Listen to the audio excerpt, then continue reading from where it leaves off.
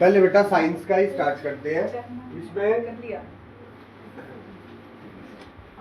जो मैंने तुम्हारे को कल क्वेश्चन दिए थे, एक बार मोटे मोटे से मैं तुम्हारे को फिर से बता देता हूँ। जैसे हमारा सेकंड क्वेश्चन में इक्वेशन बन रही है, फर्स्ट क्वेश्चन तो करने की जरूरत ही नहीं है। तुम सबको पता है कि मैग्नीशियम रिबन को क्यों रब करते हैं, है ना? पता है ना बेटा क्यों रब करते हैं मैग्नीशियम रिबन को? लेयर कौन सी लेयर होती है? मैग्नीशियम ऑक्साइड की लेयर। और उसे क्यों हटाते हैं, क्या रीजन है? लाइट आग पकड़ गई, आग पकड़ लेगी ना आग लग जाएगी, उसमें आग लग जाएगी। फिर किसलिए? मैग्नीशियम ऑक्साइड की लेयर इसलिए हटाते हैं क्योंकि मैग्नीशियम ऑक्साइड की लेयर उसे बर्न होने से रोकती है, उसे जलने नहीं देती, और हमें उसे जलाना है। समझ गया? तो उसे जलाने के लिए हमें क्या करना पड़ेगा? उसकी मैग्नीशियम ऑक्साइड की लेयर को साफ करना पड़ेगा। समझ गया? अगली बार या गलती नहीं होगी उसमें। हाइड्रोजन और क्लोरीन, और बन गया हाइड्रोजन क्लोराइड। ठीक है, अब हाइड्रोजन और क्लोरीन, हाइड्रोजन होता है H2 और क्लोरीन होता है Cl2, और बन गया हमारा हाइड्रोजन क्लोराइड HCl। फॉर्मूला तुम्हें खुद बनाना है, पता होना चाहिए। हाइड्रोजन और क्लोरीन दोनों की वैलेंसी 1-1 होती है, तो हाइड्रोजन क्लोराइड बन गया। ठीक है, अब यहाँ पर बैलेंस करना है हमारे को। हाइड्रोजन के 2 हैं तो हाइड्रोजन को यहाँ 1 है, यहाँ 2 लगा दो, तो क्लोरीन के भी 2 हो गए। ठीक है, एक केमिकल रिएक्शंस में क्या होता है, पुरानी बॉन्डिंग्स ब्रेक हो जाती हैं और नई बॉन्डिंग्स बन जाती है। वो तुम यहीं पर सीखो। यहाँ पर क्या था, 2 हाइड्रोजन के एटम आपस में बॉन्ड बनी हुई थी, है ना? और क्लोरीन की भी बॉन्ड बनी हुई थी, सिंगल बॉन्डिंग के साथ ये जुड़े हुए थे, और ये दोनों बॉन्डिंग टूट के और क्या हो गई, एक नई बॉन्डिंग बन गई हाइड्रोजन और क्लोरीन। समझ गए? तो केमिकल रिएक्शंस में ये भी होता है कि ओल्ड बॉन्डिंग्स ब्रेक हो जाती है और न्यू बॉन्डिंग्स फॉर्म हो जाती है। अब इससे अगले वाला रिएक्शन क्या है भाई, बेरियम क्लोराइड। अब बेरियम क्लोराइड का फॉर्मूला भी तुम्हें पता होना चाहिए। बेरियम क्लोराइड का फॉर्मूला क्या है? क्योंकि बेरियम की वैलेंसी होती है 2 और क्लोरीन की 1, तो BaCl2। Aluminium sulphate Al, aluminium की वैलेंसी होती है 3 और सल्फेट की 2, तो Al2SO4 होल थ्राइस। ये एल्यूमिनियम सल्फेट का फॉर्मूला बन गया। अब और हमारे पास बना भाई बेरियम सल्फेट। बेरियम सल्फेट क्या होता है, BaSO4, क्योंकि दोनों की 2-2 वैलेंसी है, और एल्यूमिनियम क्लोराइड, और एल्यूमिनियम क्लोराइड होता है AlCl3, क्योंकि एल्यूमिनियम की 3 वैलेंसी होती है और क्लोरीन की 1 होती है। अब ये चीज तुम्हारे को इतनी जल्दी करनी है अपने दिमाग में। अब यहाँ पर बैलेंस कर दो, बेरियम एक ही है, एल्यूमिनियम यहाँ 2 है, एल्यूमिनियम यहाँ कितना है, 1 है ना? तो भाई एल्यूमिनियम यहाँ 1 है, तो यहाँ 2 करने के लिए हमें क्या करना पड़ेगा, यहाँ 2 लगाना पड़ेगा। समझ गए? अब हमारे पास आ गया भाई बेरियम भी। ठीक है, अब SO4 है। अब SO4 तो यहाँ पर कितने हैं, 1 ही है, और इधर 3 है, तो यहाँ क्या करना पड़ेगा, 3 लगाना पड़ेगा। तो SO4 तो 3 हो गए, बट बेरियम फिर हमारा अनबैलेंस हो गया, क्योंकि बेरियम उधर कितने हैं, 3, तो यहाँ पर बेरियम के साथ 3 लगा दो, क्योंकि अब क्लोरीन भी बैलेंस हो गए। क्लोरीन के इधर भी 6 हो गए, उधर भी 6 हो गए, अब ये बैलेंस हो गए। ये है हिट एंड ट्रायल मेथड। समझ गए बेटा? एक एक एलिमेंट को देखना है, एरो के इधर भी और एरो के इधर भी, कि वो बैलेंस हो रहे हैं या नहीं हो रहे, मतलब नंबर ऑफ एलिमेंट्स सेम है या नहीं। सभी टाइप के एलिमेंट सेम होने चाहिए। किस लिए करते हैं बैलेंस, कोई मत बोलना वृषभ, हम बैलेंस करते क्यों, क्या जरूरत है? Law of conservation of mass को फॉलो करने के लिए। समझ गए? क्योंकि हमने 9th क्लास में पढ़ा था कि किसी भी केमिकल रिएक्शन में कोई भी एलिमेंट का मास ना तो डिस्ट्रॉय हो सकता है और ना ही नया बन सकता है, तो वो लो तो हमें फॉलो करना ही होगा। अगर कोई एलिमेंट इधर कम है और उधर ज्यादा, तो इसका मतलब नया बन गया, और यहाँ ज्यादा और वहाँ कम है तो डिस्ट्रॉय हो गया, जो कि हो नहीं सकता। तो इसीलिए हमें हर एक इक्वेशन को बैलेंस करना है। समझ गए? अब इसके बाद है sodium plus water is gives us sodium hydroxide plus hydrogen. Sodium क्या है, Na, प्लस में वाटर क्या है, H2O, gives us sodium hydroxide NaOH। समझ गए? और प्लस में हाइड्रोजन H2। अब बैलेंस करो सोडियम सोडियम, अब हाइड्रोजन में गड़बड़ हो गई। यहाँ क्या, यहाँ पर 2 है और वहां पर है 3, तो वहाँ अगर हम यहाँ पर 2 मल्टीप्लाई कर देंगे तो यहाँ 4 हो गए हाइड्रोजन, हो गए ना, क्योंकि 2 को हम 3 तो नहीं कर सकते हैं, ये बात तो कंफर्म है। तो उधर 4 हो जाएंगे, तो यहाँ 2 करते ही ये कितने हो गए, 4 हो गए हाइड्रोजन, है ना। ऑक्सीजन 2 है यहाँ पर भी ऑक्सीजन 2 है। अब सोडियम अनबैलेंस रह गया, तो यहाँ सोडियम के साथ भी 2 लगा दो, सोडियम भी बैलेंस होगा। बैलेंस करना कोई बड़ा टास्क नहीं है, बहुत छोटा सा टास्क है, बहुत ही थोड़ी सी मेंटल एबिलिटी से हो जाता है, इसमें इतना ज्यादा वो नहीं होता कि मुश्किल है बहुत ज्यादा। बैलेंसिंग करनी बहुत आसान है, हमें देखना है भाई हर एक एलिमेंट इधर बराबर होना चाहिए, कर दो बराबर। अब इसमें अगली इक्वेशन क्या है, solution of barium chloride and sodium sulphate in water. देखो, solution of barium chloride and sodium sulphate in water. अब यहाँ है ना, बच्चे पता है क्या सोचते हैं, भाई बेरियम क्लोराइड है एक तो हमारा, बेरियम क्लोराइड क्या है, BaCl2, और है हमारा सोडियम सल्फेट है हमारा Na2SO4, है ना।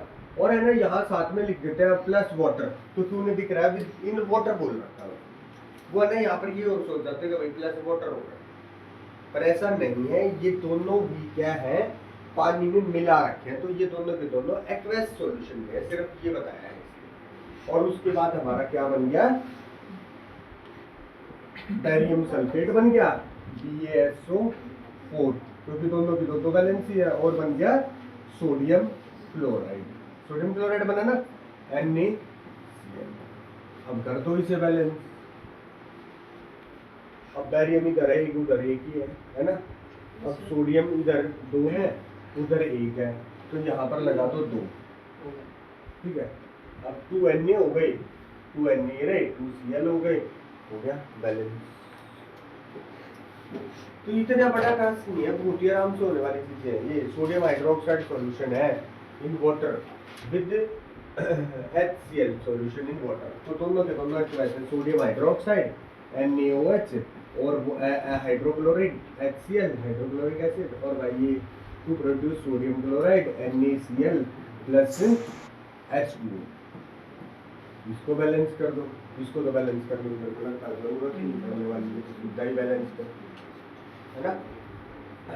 हाइड्रोजन के 2 है, इधर भी 2 है हाइड्रोजन के, है ना। देखो हाइड्रोजन के ये 2 है, और एक यहाँ एक है, ये भी 2 हो गए। ऑक्सीजन का यहाँ 1 है, वहाँ पर भी 1 है, क्लोरीन का यहाँ 1 है, यहाँ पर भी 1 है, सोडियम का 1 है, ठीक है, वो भी बैलेंस हो जाएगा। अब बैलेंस करने से ज्यादा बड़ा टास्क है ये इक्वेशन बनाना, और बेटा इक्वेशनों की तुम्हारे को इतनी प्रैक्टिस करनी है कि तुम इक्वेशनों के बिल्कुल हैबिचुअल हो जाओ। तुम्हारे को इक्वेशन बनानी है ना, केमिकल इक्वेशन बनानी कोई बड़ा टास्क लगे ही ना, तुम्हें ये लगे कि ये तो बहुत नॉर्मल सी बात है, नमक क्या होता है NaCl, वाटर क्या होता है H2O। अब इस तरह से दिमाग में सोचो, वाटर बोल रहा है तो H2O, कॉमन सॉल्ट बोल रहा है तो NaCl, सोडियम हाइड्रोक्साइड NaOH, और बहुत आसानी से हो जाएगी। अभी से प्रैक्टिस अच्छे से स्टार्ट करोगे, बहुत जल्दी हो जाएगा। अब हम आगे आ जाएंगे भाई टाइप ऑफ केमिकल रिएक्शन। अब आगे अपना काम स्टार्ट करते हैं, types of chemical reaction. Chemical reaction कैसे कैसे होते हैं, किस किस टाइप की हमने उसे क्लासिफाई किया। We have learned in class 9 that during a chemical reaction atoms of one element do not change into those of another element। यहाँ इसने बोला है कि किसी भी केमिकल रिएक्शन में ऐसा भी नहीं होता कि एक एलिमेंट किसी दूसरे एलिमेंट में चेंज हो जाता है। समझ गए, पहले हमने ले रखा था भाई क्लोरीन, और आगे चल के वो हाइड्रोजन बन गई गैस, ऐसा नहीं होता है। इधर और उधर सेम टाइप के एलिमेंट रहते हैं, बस होता क्या है, नॉट टू एटम डिसअपियर, कोई डिसअपियर भी नहीं होता, मिक्सचर और appear from elsewhere. Actually chemical reaction involves, देखो ये बात तो मैंने तुम्हें अभी बताया था, involves the breaking and making of bonds. सिर्फ कहानी किसकी है, पुरानी बॉन्डिंग्स को ब्रेक होने की और नई बॉन्डिंग्स का फॉर्म होने की, यही एक कहानी है बस इनके अंदर। Actually chemical reaction involve the breaking and making of bonds between atom to produce new substances. We will study about types of bonds formed between atoms in chapter 3 and 4। Chapter 3 और 4 में पढ़ेंगे थोड़ा सा वो कि बॉन्डिंग्स कैसी कैसी होती है। अब आगे हमारा कॉम्बिनेशन रिएक्शन में आता है। फर्स्ट टाइप ऑफ रिएक्शन जो है कॉम्बिनेशन रिएक्शन, नाम से ही थोड़ा थोड़ा सा अंदाजा तो हो ही रहा होगा। कॉम्बिनेशन मतलब क्या हो रहा है, चीजें कंबाइन हो रही, जुड़ रही, मर्ज हो रही, यही होता है इसमें। क्या होता है, दो या दो से ज्यादा क्या होते हैं, रिएक्टेंट्स होते हैं, और प्रोडक्ट कितना बनता है, एक ही प्रोडक्ट बनता है। ये क्या होता है, कॉम्बिनेशन रिएक्शन। समझ गए? इसके बहुत सारे एग्जाम्पल हैं, एकदम भर भर के। जैसे सबसे आसान तो एग्जाम्पल है ना, मेटल्स के ऑक्साइड बना दो। तुम्हें कितने मेटलों का नाम पता है ना, सोडियम प्लस ऑक्सीजन क्या है, sodium oxide. Potassium plus oxygen, potassium oxide. Calcium plus oxygen, sorry oxygen O2 होता है, ठीक है। Calcium plus oxygen, copper plus oxygen, copper oxide. मतलब ये सब में ऑक्सीजन ऐड होने लग रही है। इधर क्या है, तो सर ये पेपर में बैलेंस करके लिखते हैं। हाँ नहीं, ये चीज भी मैं तुम्हारे को आगे बताऊंगा। Carbon plus oxygen, carbon burn होता है ना, तब भी CO2 रिलीज होती है, कार्बन डाइऑक्साइड। देखो ये जो है ना बैलेंसिंग करने वाला चक्कर जो है ना, वैसे तो हमारे को खुद से जब चलना है ना तो बैलेंसिंग सारी करके ही चलती है, ठीक है। नॉर्मली क्या होता है कि कोई भी क्वेश्चन हमारे को दे रखा है और हमसे किसी भी तरह की कोई केमिकल इक्वेशन नहीं पूछ रखी, बट फिर भी हमारे को एग्जाम्पल देना है केमिकल रिएक्शन। जरूरी है, बहुत फायदा होता है उन चीज़ों का। समझ गए? कहीं दिमाग में ये सोचो कि बेकार में पूछ ही नहीं रखा तो क्यों देना है, ऐसा नहीं है।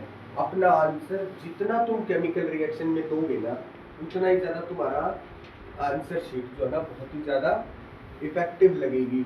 उन चीज़ों का जो है ना फायदा होता है जहाँ तुम्हारी गलतियाँ होती है ना वहाँ, क्योंकि एग्जामिनर को जब तुम दिखाओगे ना कि हमारे को केमिस्ट्री आती है, नहीं हमें केमिकल रिएक्शन आते हैं, तो वो क्या करेगा, छोटी मोटी गलतियों के ना कम नंबर का, जहाँ तुम्हारी कोई गलती हो गई वो 3 में से 1 नंबर देने होंगे ना, वहाँ वो 2 नंबर देगा। इन चीज़ों का फायदा होता है बेटा।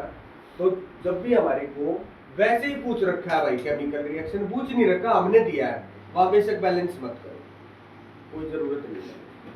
पर कई बार है ना क्वेश्चन में गिवन होता है, पूछा हुआ होता है, ठीक है ना, गिव एन एग्जाम्पल, तो वहां पर एग्जाम्पल तुम दोगे तो वहां बैलेंस करके देना, ठीक है। और नॉर्मली तो मैं तुम्हें कहता हूँ बैलेंस हमेशा करके ही रहना। बैलेंस करोगे तो बहुत आसान है।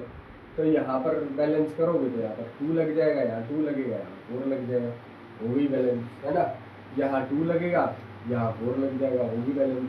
ये ऑलरेडी बैलेंस नहीं है, ये भी 2 लगेगा तो यहाँ पर भी 2 लगेगा, यहाँ पर 2 लगेगा तो यहाँ पर भी 2 लग जाएगा, समझ गए?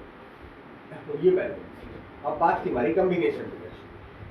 अब कॉम्बिनेशन रिएक्शन में ना, अब ये वाली जो कहानी मैं तुम्हारे को बताने जा रहा हूँ ना, इस वाले रिएक्शन की स्टोरी थोड़ा सा ध्यान रखना भाई अच्छे से।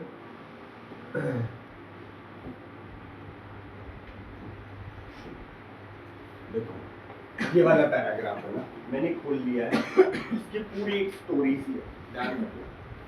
हमारे पास एक सब्सटेंस होता है जिसे बोलते हैं CaO, कैल्शियम ऑक्साइड। पता है हमारे को सभी को, इसको कैल्शियम ऑक्साइड बोलते हैं। इसका एक और नाम है क्विकलाइन, शायद लास्ट ईयर तुमने सुना होगा और मैंने बाहर बोर्ड पे भी लिखा हुआ है। इसका नाम क्या है, क्विकलाइन। हाँ सर पता है। क्विकलाइन होता क्या है सही में? सही में ना क्विकलाइन जो है वो पहले ना पुराने टाइम था, थोड़ा सा पीछे चले जाए 10, 15, 20 साल पहले, तो पहले ना जो पेंट जो हम कर रहे हैं, ये पेंट है ना, ये वाली चीज होती थी, इसे चूना पाउडर बोलते थे या सफेदी बोलते थे, सफेदी।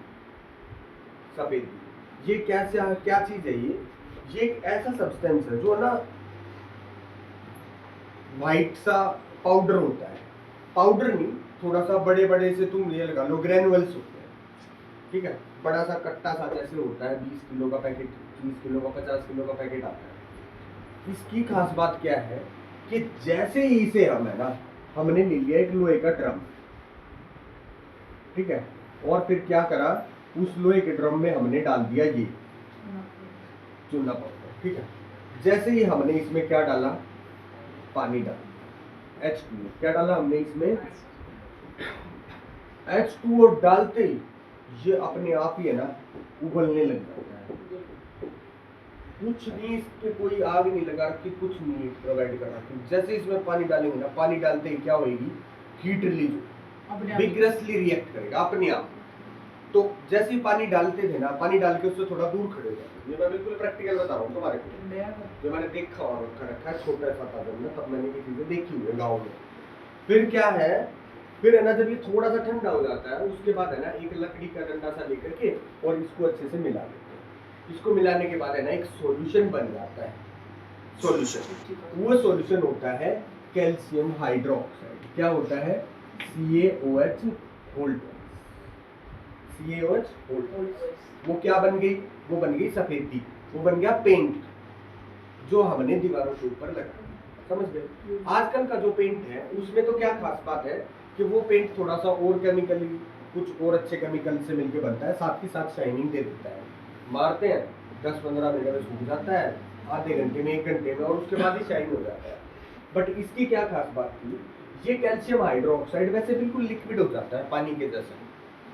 इसको हमने दीवार पे लगा दिया। दीवार पे लगाने के बाद हमारे एटमॉस्फेयर के अंदर जो CO2 है ना, उस CO2 के साथ रिएक्ट कर जाता है। ये 2 या 3 दिन लेता है कंप्लीट रिएक्ट करने, ठीक है। 2-3 दिन के अंदर अंदर ये ना बिल्कुल एकदम हार्ड कलर की शाइनी पपड़ी बन जाती है पूरे दीवार के ऊपर, सफेद पे, मतलब एकदम हार्ड सी कवरिंग वो बन जाती है दीवार के ऊपर, ठीक है। वो जो होती है ना, वो क्या होती है, CaCO3, जो क्या बन गई, हार्ड पपड़ी बन गई। और इसके अंदर जो वाटर था वो क्या हो गया, इवेपोरेट हो गया। वाटर तो इवेपोरेट हो गया क्योंकि हाइड्रोजन और ऑक्सीजन भी तो है ना यहाँ पर, तो उसका जो वाटर बना थोड़ा बहुत वो इवेपोरेट हो गया, बन गया क्या हमारा CaCO3। और CaCO3 क्या है, वो बिल्कुल हार्ड और शाइनी पपड़ी। अब मैं तुम्हारे को इनके नाम बताता हूँ। ये तो था हमारा क्या, क्विकलाइन। क्विकलाइन रिएक्शन तुम्हारा कैसे आ सकता है, क्वेश्चन यहाँ से क्वेश्चन कैसे आएगा, बिल्कुल एकदम सिंपल क्वेश्चन आ सकता है। Give a chemical reaction when water is added to quicklime. Water किसके अंदर मिलाया हमने, क्विकलाइन के अंदर। तो तुम्हारे को क्विकलाइन का फॉर्मूला पता होना चाहिए, तभी तुम रिएक्शन कर पाओगे, है ना। दूसरा कैसे आ सकता है, हमारी NCERT वाली बुक में अगला ही ब्लू पैसेज क्वेश्चन है, बेशक देख लो उठा के। A substance X which is used in white washing, किसमें यूज होता है, व्हाइट वॉशिंग में यूज होता है। वो कौन सा है, CO। और उससे इससे अगला पार्ट है उसका, give a chemical reaction when this substance is added to water. ये सब्सटेंस में हमने क्या मिला दिया, पानी मिला दिया, उसका केमिकल रिएक्शन बताओ। तो हमारे को ये केमिकल रिएक्शन देखा है। एक तो ये हमारा कॉम्बिनेशन रिएक्शन का एक बहुत ही बेस्ट एग्जांपल दिख रहा है हमारे को। 2 रिएक्टेंट है और एक क्या है, प्रोडक्ट। प्रोडक्ट एक है ना, तो कॉम्बिनेशन रिएक्शन का एग्जांपल हो गया। दूसरा ये एग्जांपल है क्योंकि इस रिएक्शन से बहुत ज्यादा हीट रिलीज हो रही है। मैंने तुम्हें बताया था कि जैसे ही इसे डालते हैं तो एकदम से उबलने लग जाता है, एकदम से गर्म हो जाता है। और बहुत कम अमाउंट में होता है ना, तो भी है ना, जिस बीकर में होता है वो बीकर गर्म हो जाता है। तो ये जो है ना एक्सोथर्मिक का भी रिएक्शन है, बहुत ही अच्छा एग्जांपल है एक्सोथर्मिक। कॉम्बिनेशन का भी एग्जांपल है, एक्सोथर्मिक का भी एग्जांपल है, ठीक है। अब इसके बाद जो ये सब्सटेंस बना ना, कैल्शियम हाइड्रोक्साइड, ये जो है ना बेटा, ये होता है स्लैग्ड लाइम। क्या, स्लैग्ड लाइम। और इसे लाइम वाटर भी बोलते हैं। क्या बोलते हैं, लाइम वाटर। देखो मेरी बात सुनो। अब तुम्हारा अगला रिएक्शन कैसे आ सकता है, give a chemical reaction when CO2 is passed through slagged lime. समझ गए। या क्वेश्चन आ सकता है, give a chemical reaction when CO2 is passed through lime water.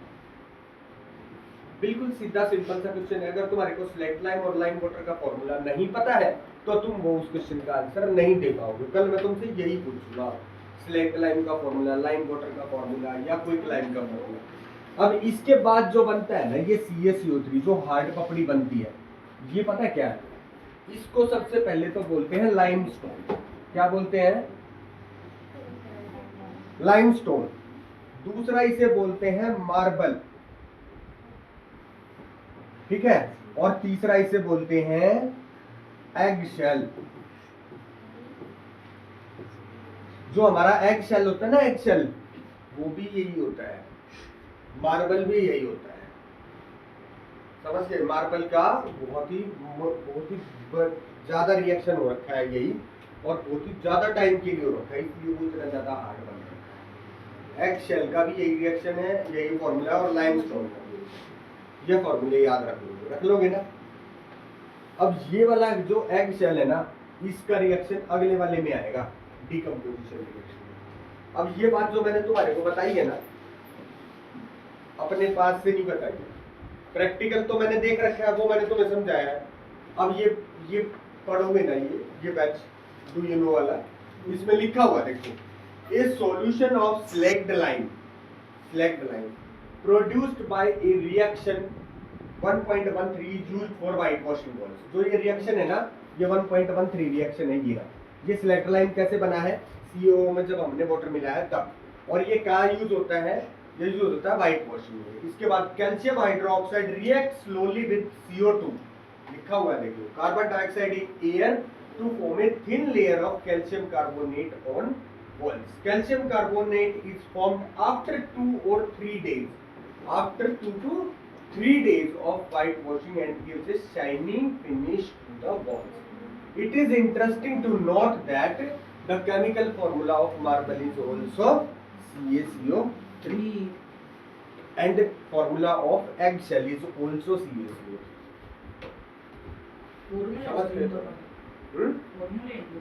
हाँ, ये इनका अगर तुमसे पूछा जाए लाइमस्टोन का फॉर्मूला, तो तुम्हें फटाक से पता होना चाहिए CaCO3, मार्बल का CaCO3, एग शेल का CaCO3, क्विक लाइम का CaO, स्लैग्ड लाइम का CaOH, लाइम वाटर का CaOH।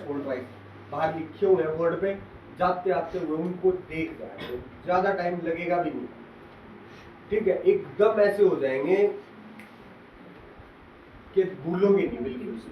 ये चीजें तो तुम्हारे दिमाग में ऐसे होने चाहिए कि भाई सोचो ना, उससे टाइम फटाफट उठा कर बता मार्बल का फॉर्मूला बता, तो तुम्हें पता होना चाहिए CaCO3, इतने ज्यादा अच्छे से हो जाने चाहिए।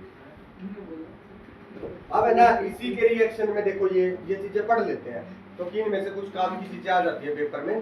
क्या है? Let us discuss some more examples combination reaction. Burning of कोल।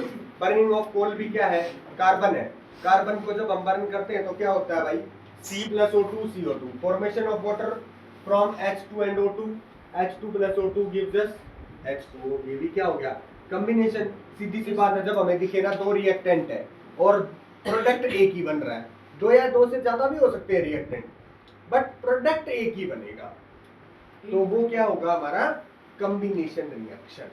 देखो सर, जो H2 है उसने अगर हम सिंपल में लिखे तो गैस में लिखा जाएगा, लिक्विड में लिखा जाएगा? कौन सा? ये वाला H2O? नहीं, हाँ ये वाला H2O। हाँ, ये H2O तो गैस में लिखा जाएगा, बिल्कुल गैस में लिखा जाएगा। देखो अब इसके आगे लिखा हुआ है, in simple language we can say that when two और मोर सब्सटेंसेस, एलिमेंट्स और कंपाउंड, वो एलिमेंट भी हो सकते हैं और कंपाउंड भी हो सकते हैं, combine to form a single product, the reaction are called combination reaction. वैसे इतनी आसान चीज से तुमसे कोई पूछने वाला नहीं है पेपर में कि व्हाट इज कॉम्बिनेशन रिएक्शन, समझ गए? एग्जांपल पूछे जा सकते हैं, रिएक्शंस पूछे जा सकते हैं। We also observe that a large amount of heat is equal. हम एक चीज और नोट करते हैं कि कॉम्बिनेशन रिएक्शन में क्या होता है? हीट रिलीज होती है। तो ज्यादातर लगभग कॉम्बिनेशन रिएक्शन सारे कैसे होते हैं? एक्सोथर्मिक होते हैं, ठीक है। अब this makes the reaction mixture warm. Reaction in which heat is released along with the formation of product are called exothermic chemical reaction. Other examples of exothermic reaction is burning of natural gas. ये हमारे cylinder में होती है, methane CH4, और जब ये oxygen के presence में बर्न होती है ना, तो कंप्लीट CO2 और H2O में फॉर्म हो जाती है, कोई स्मोक भी प्रोड्यूस नहीं होता, क्योंकि ये कंप्लीट बर्निंग होती है। बिल्कुल CH4 ऑक्सीजन की प्रेजेंस में पूरी बर्न हो जाती है और CO2 और H2O फॉर्म हो जाता ये भी ये एक्सोथर्मिक रिएक्शन का एग्जांपल दे रखा है, ये कॉम्बिनेशन का नहीं कह सकते हैं क्योंकि यहाँ पर प्रोडक्ट दो बन रहे हैं, देखो CO2 और H2 है ना। Do you know the respiration is an exothermic process. वैसे ये बात तो मैंने तुम्हारे को पहले डिस्कस करी थी, रेस्पिरेशन भी एक्सोथर्मिक रिएक्शन होता है। रेस्पिरेशन क्या होता है भाई, क्या होता है नैतिक रेस्पिरेशन, कौन सा रिएक्शन होता है रेस्पिरेशन? रेस्पिरेशन ये क्या होता है? इसने बोला रेस्पिरेशन इज एक्सोथर्मिक रिएक्शन। हाँ जब सांस लेते हैं ना तो जब अंदर से जाती है तो वो हाँ हाँ हाँ तू सही से समझाना सारा, मेरे को पता है, तू बता नहीं पा रहा है, आता है, बता बता। खुद के दिमाग में ढूंढा करो बेटा, आंसर आसपास मत ढूंढना, खुद के दिमाग में ढूंढने की कोशिश करो। रेस्पिरेशन प्रोसेस है ना, जितने भी ऑर्गेनिज्म है ना, प्लांट्स को छोड़ के एनिमल्स, सभी के सभी एनिमल्स की बॉडी जो है ना, उनका हर सेल एक एनर्जी बनाने का प्रोसेस करता है जिसे बोलते हैं रेस्पिरेशन। रेस्पिरेशन प्रोसेस होने के लिए एक तो ग्लूकोज की जरूरत होती है जो हमें मिलता है हमारे फूड से, और एक गैस की जरूरत होती है ऑक्सीजन की। वो दोनों मिलकर के एनर्जी बनती है हमारी बॉडी के अंदर, समझ गए? ये प्रोसेस को बोलते हैं रेस्पिरेशन प्रोसेस। और जिस भी प्रोसेस से एनर्जी फॉर्म होती है ना, वो प्रोसेस कैसा प्रोसेस होता है? Exothermic process. समझ गए? ये क्वेश्चन भी पेपर में आ जाता है, why respiration is considered as a exothermic reaction. तो हमें रिएक्शन बताना है, हमें पूरा प्रॉपर रिएक्शन लिखना है। देखो ये रहा C2C6H12O6 O2 CO2 और बना क्या हमारे पास CO2 H2 और एनर्जी। तो यहाँ हमें बिल्कुल एकदम हाईलाइट करना है, because energy is released in this reaction, so it is a exothermic process. समझ गए? अब इससे आगे we all know that we need energy, same यही बात समझा रखी है भाई। एनर्जी चाहिए होती है हमारे को जिंदा रहने के लिए, और we get this energy from the food we eat. During digestion food is broken down into simpler substance. For example rice potato bread contains carbohydrate, carbohydrate are broken down from glucose. ये जो चीज है ना, ये इतनी मुश्किल नहीं है, हमारा चैप्टर आएगा लाइफ प्रोसेस, बहुत अच्छे से डिटेल में पता लगेगा तुम्हारे को कि हमारा फूड कैसे डाइजेस्ट होता है और कैसे वो ग्लूकोज में कन्वर्ट होता है, और कैसे फिर उस ग्लूकोज से हमारी बॉडी रेस्पिरेशन प्रोसेस से एनर्जी बनाती है। अभी फिलहाल तुम्हें ये पता होना चाहिए कि रेस्पिरेशन प्रोसेस एक एक्सोथर्मिक प्रोसेस इसलिए होता है क्योंकि उससे हीट एनर्जी रिलीज हो, उससे एनर्जी रिलीज हो।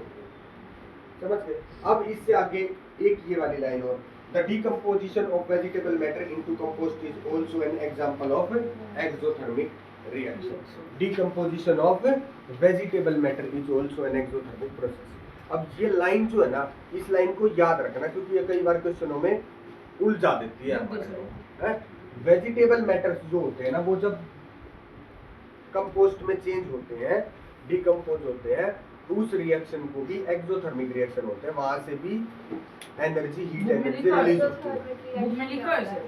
एक्सोथर्मिक रिएक्शन होता है बेटा जिसमें ना हीट एनर्जी रिलीज होती है। समझ गए? क्योंकि डिकम्पोज भी तो ऑर्गेनिज्म ही कर रहे हैं, डिकम्पोजर ही तो कर रहे हैं, बैक्टीरिया ही तो कर रहा है, वो भी तो रेस्पिरेशन करने लग रहा है। समझ गए ना? तो वहां पर भी क्या हो रहा है? एनर्जी रिलीज हो रही है, इसीलिए वो एक्सोथर्मिक रिएक्शन होता है, डिकम्पोज ऑफ वेजिटेबल मैटर्स। अब इस पेपर में आ जाए vegetable by decomposition of vegetable is exothermic reaction. देखिए इसमें ना ये वाला क्वेश्चन को नहीं आता, बट ये वाला आ भी जाए तो तुम दे सकते हो, ये आंसर दे सकते हो, बिकॉज डिकम्पोजिशन भी है ना एक ऑर्गेनिज्म ही कर रहा है, बैक्टीरिया ही तो कर रहा है, डिकम्पोजर भी तो बैक्टीरिया ही होते हैं ना, तो वो भी तो रेस्पिरेशन कर रहे हैं ना। तो because respiration is exothermic process, so decomposition of vegetable you also consider as exothermic। Chemical equation नहीं है इसकी केमिकल इक्वेशन नहीं, इसकी केमिकल इक्वेशन देखा जाए तो यही है। हाँ यही लिख सकते हो अगर तुम देना चाहो तो इसका। समझ गए? अब तुम आगे आओगे, identify the type of reaction. अब इससे आगे आ जाओ, एक्टिविटी 1.2 डिकम्पोजिशन रिएक्शन। मेरे को एक बार टाइम बता दो कितना टाइम होगा? चलो ठीक है, आज साइंस का बहुत हो गया क्योंकि अगला रिएक्शन